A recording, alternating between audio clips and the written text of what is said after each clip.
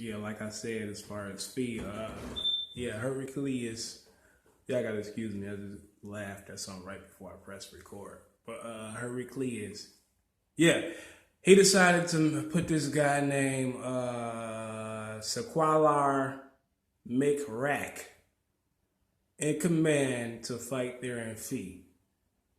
But according to the chapter, it was only like 10,000 men that he was ahead of. So he went there. Now, as far as like, okay, Khalid ibn al-Walid.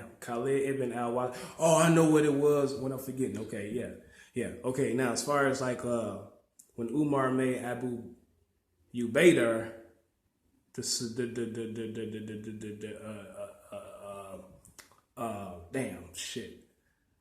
the head chief commander over the Rashidun army, right?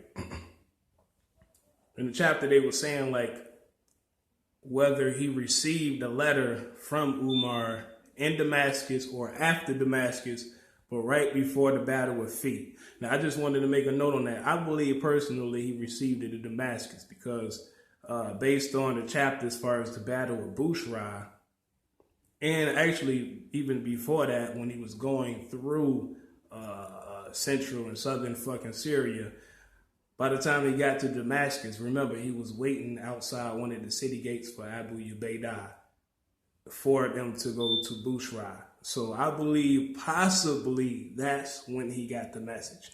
But like the chapter did point out, it took a while for him to let Khalid ibn al-Walid know that he was supposed to be the new guy that's in command now, or even over him. And he didn't want to do it because he didn't want to hurt his feelings, basically. They used other language, but that's what they was pointing out, or didn't want to fucking deflate his ego or whatever the case. But he did eventually tell him. Anyway, as far as the battle with Fihl, by the time they went there, it was Abu Ubaidah who marched there.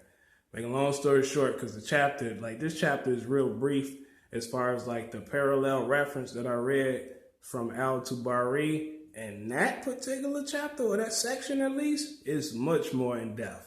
So let me go ahead and get through this chapter in this book, The Origins of an Islamic State, before I transition to the chapter in that book in which they talk about the same thing. Just a little bit more profound with it. Like I said, so they defeated the people there at Fihl. After that, Shurabil ibn Hassana went to Tiberias, according to this chapter. And he went there and he defeated the people there, as they mentioned. And the people there came and agreed on terms with him as far as like, okay, he wouldn't touch their property, their houses, etc., but they would have to make room for a mosque to be built there as well. That's what happened in Tiberias. But even before Tiberias, as far as Fihl, they defeated the Romans there as well, and it was a big win for them. I'm going to go ahead and mention this. I was trying not to. I'm going to mention it again, but as far as that book, Tariq al-Tabari, they mentioned 80,000 fucking Romans. Way more than what they mentioned in this chapter, which is supposed to have been on only 10,000. I'll get to that in a second. I just couldn't hold that back. But yeah, they beat the people there, and Shurabil defeated the people of Tiberias, as well as Basin. And then they said he conquered throughout all Syria, which is really a part of Ash-Shem back in the day, because all the places I'm about to mention that they denoted that Shurabil did conquer is not all literally in Syria today. So I guess to draw out of the map as far as that region and the northern portion of the Middle East, it was a little different back then. Now, chapter points out that as far as Shurabil, he conquered in Basan. Now, Basan is in Palestine, but it's north of the West Bank, but it's south of Lebanon. So that's one. I'm going to make sure I go through all of them.